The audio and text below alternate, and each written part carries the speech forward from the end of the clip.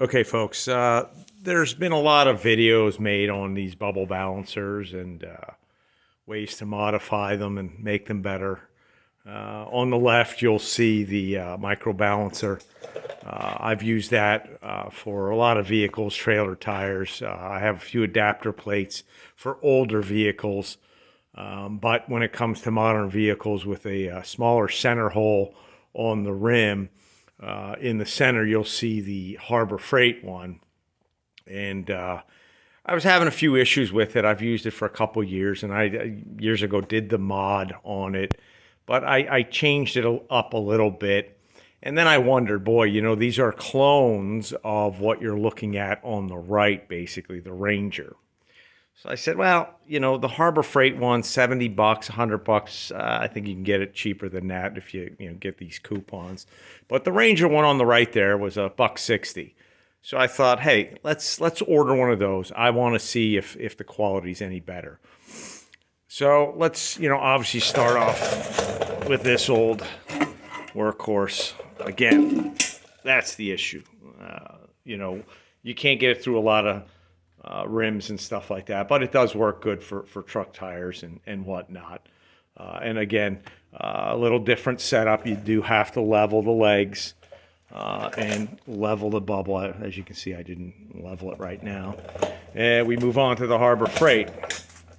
Same setup, level the level. But again, these two balancers, or this Harbor Freight balancer, has some issues. The pilot hole and the pivot pin are a little bit, they're made incorrectly. So I thought, okay, here, the Ranger one should be made correctly. Now, let's look at the similarities. The bases are identical. The shaft, the balance head is the same. In fact, this states it has a recessed bubble, but as you can tell, it's not. Exactly the same as the Harbor Freight. Same crappy hardware, same crappy bubble. In fact, these pins here, you'll notice I kind of ground them down on mine because they were sticking out a little bit too high, just to make sure that the wheel sits level. Also, you got to make sure too, when you do put your rim on here, where it sits in here, make sure it's very clean on the rim. If you got old rims that have corrosion or rust and this sits a little bit crooked, it's going to definitely skew the balancing on these. So you want to be as precise as you can. Now, one thing, obviously, the big problem is these say they're self-leveling, but when you look at the point on the pivot pin, that's about an 80-degree point on there, and it sits in a very tall but narrow bushing, and doesn't, unless you're almost dead flat, you have that little bit of play, and most likely, you're not going to get there. And obviously, when you make the modifications, you'll see that that's just going to keep on going, and this should stop pretty quickly. See that? So the modification on these is fairly simple. Let's see on this one. Let me just take it off. You'll notice down there, you can't see very well, but I did open up that with two different size step bits, but I didn't bottom the bits out because I still wanted that point where it sits as narrow as possible. Now, when you look at the casting of these, obviously, they're not bad. Yeah, there's a lot of flashing, and some of these aren't exactly super center, but it gets the job done. I've never had any real issues. Even low profile, high performance tires, I've been able to go past 100 and not have any shaking. You just got to take your time. The other thing is, a lot of people forget you should put a little fluid in here to act as a dampener. Now, you can't really get a good look at that point because my camera's a piece of crap, but this pin, you can pull it out on the Harbor Freight ones, which I have. I machined it down to a 60-degree point, and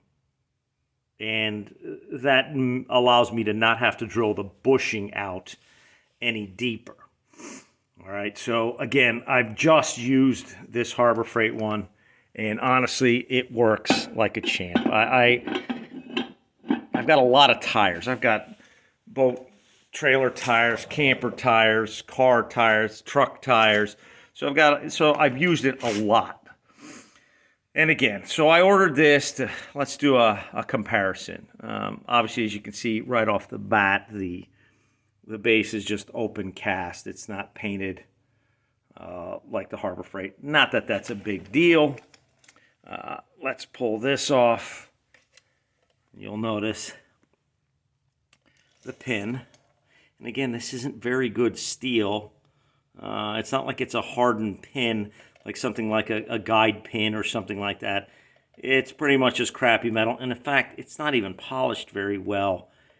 It looks like it was turned with a drill and a grinder. And again, same exact setup as the Harbor Freight.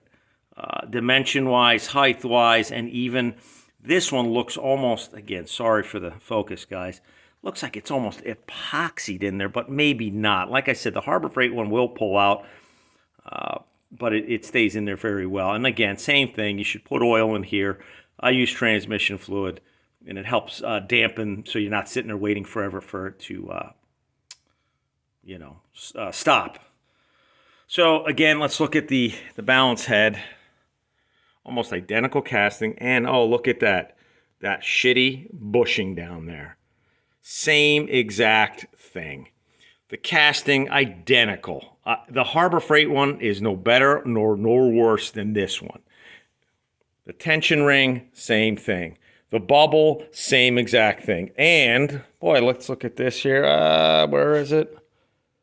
Made in China. So, here's the problem I have, Ranger. You used to have a good name, but now it's mud.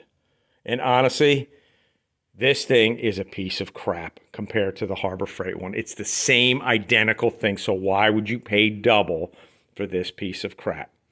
And, it's pathetic.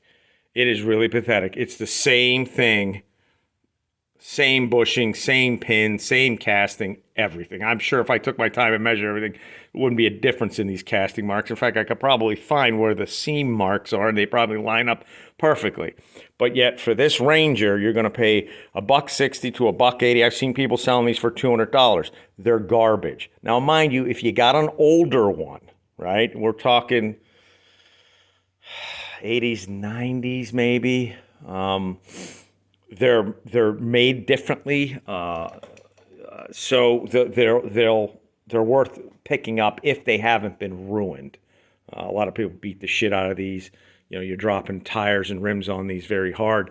That tip is gonna start to just get wider and wider, and that's why every once in a while you should turn it down. But as far as the accuracy goes, the Ranger is absolutely no better. You have to do the modifications on it as well. So save your money, get yourself a Harbor Freight, and if you find one of these at a yard sale for a decent price, make sure the bubble's good. Pick one up because they work fantastic. The only difference in the way these work is the cone centers on the plate. Then you pull the lever, and then the plate floats. So it doesn't. You have to kind of be careful with this one. You're knocking around the rim because if this goes off center a little bit, like it gets pushed down, but this spring is pretty strong, and you got to keep everything in here clean. And same thing, it does sit inside an oil bath.